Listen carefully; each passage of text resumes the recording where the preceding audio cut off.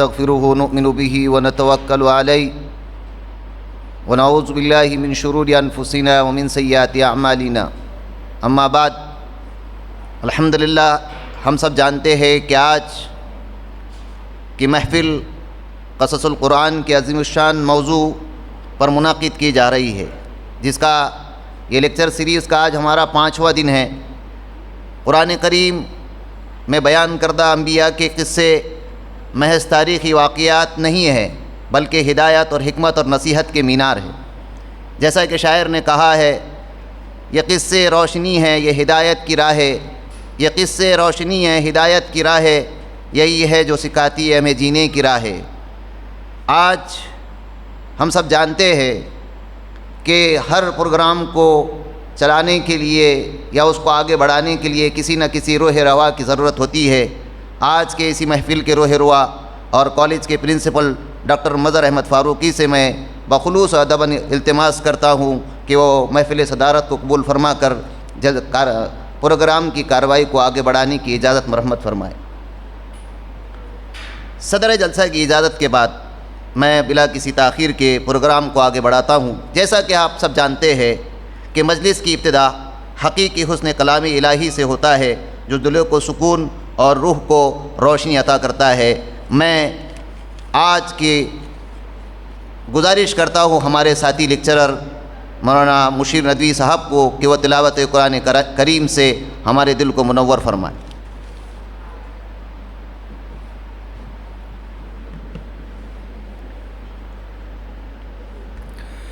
اعوذ باللہ من الشیطان الرجیم، بسم اللہ الرحمن الرحیم۔ یا اخت ہارون ما کان ابوک امرأ سوء وما كانت امک بغیا فاشارت الیہ قالوا كيف نكلم من كان في المهد صبيا قال إني عبد الله آتاني الكتاب وجعلني نبيا وجعلني مباركا أينما كنت وأوصاني بالصلاة والزكاة ما دمت حيا وبرا بوالدتي ولم يجعلني جبارا شقيا والسلام علي يوم ولدت ويوم أموت ويوم أبعث حيا ذلك عيسى ابن مريم قول الحق الذي فيه يمترون صدق الله العظيم۔ شروع اللہ کے نام سے جو بڑا مہربان اور نہایت رحم والا ہے۔ پھر وہ اس بچے کو اٹھائے ہوئے اپنی قوم کے پاس آئیں اور کہنے لگے کہ مریم، تم نے تو بڑا غضب ڈھا دیا۔ اے ہارون کی بہن، نہ تو تمہارا باپ کوئی برا آدمی تھا، نہ تمہاری ماں کوئی بدکار عورت تھی۔ اس پر مریم نے اس بچے کی طرف اشارہ کیا۔ لوگوں نے کہا، بھلا ہم اس سے کیسے بات کریں جو ابھی پالنے میں پڑا ہوا بچہ ہے؟ اس پر بچہ بول اٹھا کہ میں اللہ کا بندہ ہوں، اس نے مجھے کتاب دی ہے اور نبی بنایا ہے، اور جہاں بھی میں رہوں مجھے بابرکت بنایا ہے، اور جب تک زندہ رہوں مجھے نماز اور زکوٰۃ کا حکم دیا ہے، اور مجھے اپنی والدہ کا فرما بردار بنایا ہے، اور مجھے سرکش اور سنگدل نہیں بنایا، اور اللہ کی طرف سے سلامتی ہے مجھ پر، اس دن بھی جب میں پیدا ہوا، اور اس دن بھی جس دن میں مروں گا، اور اس دن بھی جب مجھے دوبارہ زندہ کر کے اٹھایا جائے گا۔ یہ ہیں عیسیٰ بن مریم۔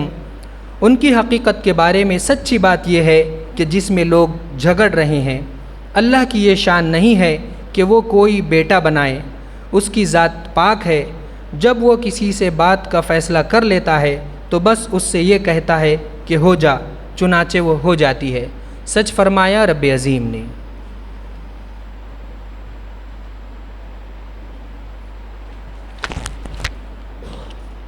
یہ کلام الہی ہے روشنی جس میں، یہ کلام الہی ہے روشنی جس میں، یہ شفا ہے ہدایت کی چاشنی ہے جس میں، یہ تھے مولانا مشیر ندوی صاحب، جو آپ کے سامنے بہترین انداز میں تلاوت قرآن پاک فرما رہے تھے۔ آج کے اس بابرکت مجلس کے مہمان خصوصی ایک ایسی علمی شخصیت ہے جن کی خطابت میں سوس اور بصیرت ہے۔ ہم بات کر رہے ہیں محترم سید تفضل حسین عمری صاحب کی۔ میں ان کا مختصر تعارف آپ کے سامنے پیش کرتا ہوں۔ سید تفضل حسین عمری امام و خطیب مسجد فاروقی میں آپ جو ہے تو امامت و خطابت کے فرائض انجام دے رہے ہیں۔ آپ کی حفظ کی تعلیم جامعہ اسلامیہ کاشف العلوم اورنگ آباد میں ہوئی ہے، اور ساتھ ہی ساتھ عالمیت کی ابتدائی وہ چند سال آپ نے جامعہ اسلامیہ کاشف العلوم میں تعلیم حاصل کی ہے، اور دور حدیث اور فضیلت کے لیے آپ مدرسہ جامعہ اسلامیہ عمر بن خطاب میں آپ نے تعلیم حاصل کی ہے، اور وہاں سے آپ نے فراغت حاصل کی ہے۔ یہ خصوصی بات بھی ہے کہ مولانا ہمارے ساتھی بھی ہے اور ایک سال ہمارے سے سینئر بھی ہے۔ میں صدر جلسہ محترم ڈاکٹر مظہر احمد فاروقی سے ادباً گزارش کرتا ہوں کہ وہ آئے ہوئے مہمان کا تحفہ دے کر استقبال کریں۔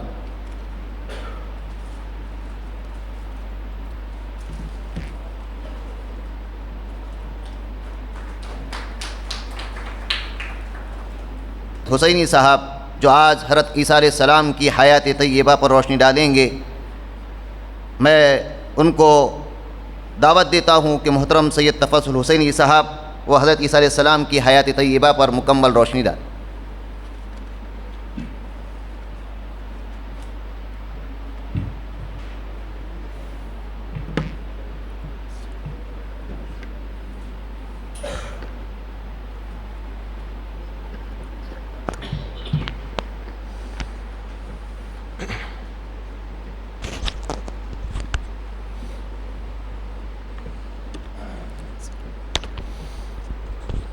السلام علیکم ورحمۃ اللہ وبرکاتہ۔ الحمد للہ وکفی وسلام علی عباده الذین اصطفى وعلى آلہ المجتبى وعلى اصحابہ المقتنع وعلى من اتبع بہداہ۔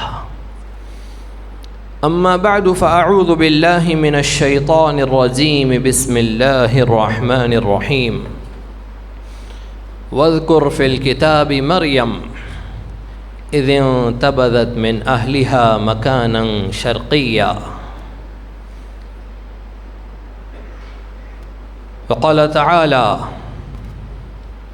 یا اخت ہارون ما كان أبوك امرأ سوء وما كانت أمك بغيا۔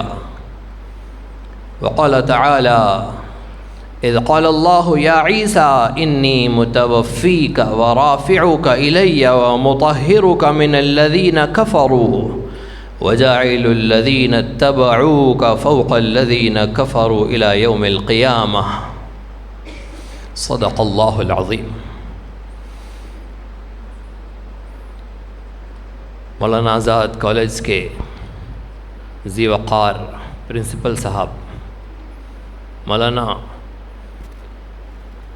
آزاد کالج کے عظیم الشان اساتذہ، جن میں مرد حضرات بھی ہے، مستورات بھی ہے، اور کچھ طالبات بھی ہے، شہر سے آئے ہوئے معزز مہمانان کرام، جو مولانا آزاد کالج کی اس دعوت پر، اس اعلان پر قصص القرآن سے استفادے کے لیے آج اس سیمینار ہال میں جمع ہیں، مبارکباد کے مستحق ہے۔ اس کالج کے ذمہ داران اور ویلیو ایجوکیشن کمیٹی اور عربک کے ذمہ داران، جنہوں نے گزشتہ سال بھی یہ بہترین محفل سجائی تھی قرآنی مضامین سے استفادے کے لیے، اس سے سننے سنانے کے لیے، اور اس سال بھی عظیم محفل جمی ہے قصص القرآن کو لے کر۔ یہ عنوان انتہائی عظیم الشان اور نہایت نازک ہے اور انتہائی تفصیل طلب ہے۔ ایک محفل کا یہ موضوع نہیں ہے، اور خصوصاً حضرت عیسیٰ علیہ السلام کی شخصیت گرامی، اس موضوع پر گفتگو کرنا یہ موجودہ زمانے کی سب سے حساس موضوع کو چھیڑنا ہے۔ حضرت عیسیٰ علیہ السلام کا موضوع یہ اپنے اندر کئی جامع پہلو لیے ہوئے ہے۔ دیگر انبیاء علیہم السلام کے واقعات سے تو انسانی زندگی کے لیے اور اسلامی زندگی کے لیے عمدہ نصیحتیں حاصل کی جا سکتی ہے، لیکن حضرت عیسیٰ علیہ السلام کا موضوع وہ ہے جو خصوصاً اس شر القرون میں، جو کہ حضرت عیسیٰ علیہ السلام کے نزول سے پہلے کا دور اور حضرت عیسیٰ علیہ السلام کی آمد سے پہلے جو اس کے دجال کے ہراولدستے اور دجالیات کا جو جال بنا جانا تھا، اس کی ابتدا تو کافی عرصے پہلے ہو چکی۔ اسرائیل کی ناپاک قیام اور اس یروشلم کی پاک سرزمین پر یہودیوں کے ناپاک وجود کے ساتھ ہی، لہذا حضرت عیسیٰ علیہ السلام کے موضوع کو اگر لیا جائے تو اس کے کئی اجزاء بنیں گے اور مہینوں تک چلنے والا یہ گفتگو ہے، یہ موقع ہے کہ مہینوں تک یہ موضوع چلتا رہے گا۔ آج کی محفل میں صرف اس کی پیاس پیدا کی جائیں گی اور ایک چسکا دل میں پیدا کیا جائے گا کہ ہم ان مختلف مضامین اور اس کی نزاکتوں، اس سے ملنے والے اسباق کو دیکھ کر قرآن کریم کا مطالعہ کریں۔ قصص القرآن میں، عربی میں، اردو میں، انگلش میں جتنی کتابیں لکھی ہوئی ہیں، معتبر کتابیں، ان کا ہم قصد کریں اور ان کتابوں کی طرف متوجہ ہو اور گہرائی کے ساتھ مطالعہ کریں۔ لہٰذا یہ نہ سمجھا جائے کہ آج کی محفل میں حضرت عیسیٰ علیہ السلام کا جو موضوع قرآن کریم میں ہے اس کا حق ادا کر دیا جائے گا۔ کام یہ ہوگا کہ ایک طلب پیدا کی جائیں گی، ایک چسکا لگایا جائے گا تاکہ چھوٹنے نہ پائے، اور گھر جا کر رمضان کی اس بہترین موقع سے فائدہ اٹھا کر حضرت عیسیٰ علیہ السلام کو پڑھا جائے، اور صرف رمضان ہی میں نہیں، اس کے بعد بھی، اس لیے کہ دیگر انبیاء علیہم السلام کے مقابلے میں حضرت عیسیٰ علیہ السلام کی شخصیت گرامی و عظیم ہستی ہے جن سے ہمارے دو رشتے ہیں۔ دیگر انبیاء سے تو ایک رشتہ ہے، لیکن حضرت عیسیٰ سے دو رشتے ہیں۔ ایک پہلا یہ کہ حضرت عیسیٰ علیہ السلام ہمارے نبی ہیں۔ ایک مسلمان اس وقت تک کامل مسلمان نہیں ہو سکتا جب تک کہ وہ سارے نبیوں پر ایمان نہ لائے، لہذا حضرت عیسیٰ علیہ السلام ہمارے نبی ہے۔ کسی ایک نبی کا انکار بھی کفر ہے، پورا کافر بنا دیتا ہے۔ اتنا % کافر نہیں بنتا ہے آدمی، پورا کافر بن جاتا ہے کسی ایک کا انکار کرنے پر بھی۔ جیسے صحت مند ہونے کے لیے ہر بیماری سے محفوظ ہونا ضروری ہے، لیکن بیمار کہلانے کے لیے ایک بیماری بھی کافی ہے، ایسے ہی ایک نبی کا انکار یہ پورا کافر بنا دیتا ہے۔ لہذا ہم سب کا ایمان ہے کہ حضرت عیسیٰ علیہ السلام ہمارے نبی ہے، اللہ رب العزت کے رسول ہے، اور دوسرا رشتہ یہ ہے کہ وہ ہمارے آقا صلی اللہ علیہ وسلم کے امتی بھی ہے۔ لہذا یہ دو رشتے کہ حضرت عیسیٰ علیہ السلام کا دوبارہ نازل ہونا آسمانوں سے، یہ اہل سنت والجماعہ کا ایسا عقیدہ ہے کہ جس کا انکار کفر ہے۔ اگر کوئی یہ نہ مانتا ہو کہ حضرت عیسیٰ علیہ السلام دوبارہ زندہ ہونے ہیں، کوئی یہ عقیدہ رکھتا ہو کہ حضرت عیسیٰ علیہ السلام کی موت ہو گئی، انتقال ہو گیا، وہ دہریت زدہ ہے، اس کا دائرہ اسلام میں کوئی حصہ نہیں ہے، وہ اسلام سے خارج ہے۔ یہ وہ عقیدہ ہے جو صحابہ کا عقیدہ ہے، اور یہ وہ مدعا ہے جو قرآن کریم سے بھی ثابت ہے، اور اس پر احادیث متواترہ ہے۔ احادیث متواترہ کہتے ہیں ان احادیث کو جن کے بیان کرنے والے، جن کے روات نبی کریم صلی اللہ علیہ وسلم کے زمانے سے موجودہ زمانے تک کسی بھی زمانے میں ایک دو راوی نہ رہے ہو، بلکہ بیان کرنے والوں کی ایک بڑی ٹیم نے، ایک بڑی جماعت نے ہر زمانے میں اس حدیث کو بیان کیا۔ پیارے آقا نے جب یہ بات ارشاد فرمائی تو ایک دو صحابی مجلس میں موجود تھے، پھر بات ختم ہو گئی، اتنے دو ہی صحابہ بیان کرتے ہیں اس حدیث کو۔ ایسے نہیں بلکہ صحابہ کی بڑی ٹیم کے سامنے، بڑے مجمع کے سامنے پیارے آقا نے جو حدیثیں بیان کی، اور انہوں نے ویسے ہی آج تک بیان کیا، اور ہر زمانے میں استاد اپنے شاگردوں کی ایک بڑی جماعت کے سامنے وہ احادیث سناتا رہا ہو، انہیں کہتے ہیں احادیث متواترہ۔ اور حدیث متواتر کے بارے میں حدیث کا اصول سمجھ لیجئے کہ حدیث متواتر ایسی ہے جیسے قرآن ہے، بس اس کی تلاوت نہیں ہوتی ہے۔ قرآن کریم جیسے محکم ہے، جیسا صاف شفاف ہے، جس میں کوئی عیب نہیں، کوئی نقص نہیں، کوئی کجی نہیں، ایسی احادیث متواترہ کا بھی درجہ ہے کہ قرآن کا منکر جیسے کافر، ویسے حدیث متواتر کا منکر بھی کافر ہے۔ اور حضرت عیسیٰ علیہ السلام کا دوبارہ نازل کیا جانا، امت محمدیہ میں تشریف لانا، اور آخری معرکے میں، آخری زمانے میں ایک عظیم الشان قیادت کا فریضہ انجام دینا، ہمارے آقا صلی اللہ علیہ وسلم کی شریعت کو نافذ کرتے ہوئے، یہ حضرت عیسیٰ علیہ السلام سے ہمارا وہ رشتہ ہے جو انتہائی اہم ہے۔ حضرت عیسیٰ علیہ السلام کی بات اگر لی جائے تو ان کی آمد سے پہلے جو کائنات کا پس منظر تھا، انسانی دنیا کی جو صورتحال تھی، اگر اس کا جائزہ لیا جائے تو یہی ایک انتہائی طویل موضوع ہے جو تاریخ کو بھی اپنے اندر سموتا ہے، جو قرآنی مضامین بھی رکھتا ہے، اور کچھ رتب و یابس بھی ہے، کچھ اسرائیلی روایات بھی ہے۔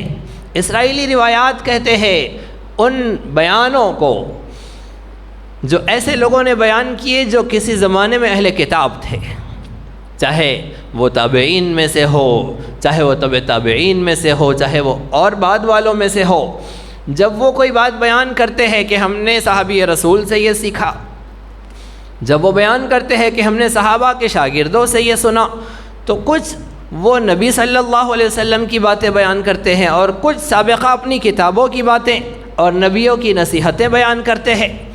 اب قرآن کریم شریعت مطہرہ یہ تو کامل و مکمل محفوظ ہے، سابقہ کتابیں، انبیائی نصیحتیں وہ تو تحریف ہو گئی ہے، محرف ہو گئی ہے۔ اب اگر وہ ادھر سے بھی کچھ باتیں بیان کر رہے ہو، اسے کہتے ہیں اسرائیلی روایت۔ اور ایسے راوی کے بارے میں ہمیشہ سننے سے پہلے، پڑھنے سے پہلے ذہن میں ایک گھنٹی بجتی ہے کہ یہ کہہ کہاں سے رہے ہیں، پیارے آقا کی باتیں کر رہے ہیں، صحابہ سے بیان کر رہے ہیں، یا پھر اپنی سابقہ شریعت کی سابقہ بزرگوں اور انبیاء کی نصیحتیں بیان کر رہے ہیں۔ لہٰذا جو باتیں ادھر سے آ رہی ہے وہ اسرائیلی روایات ہے، ان کے بارے میں ہمیں حکم ہے لا نصدقہ ولا نکذبہ،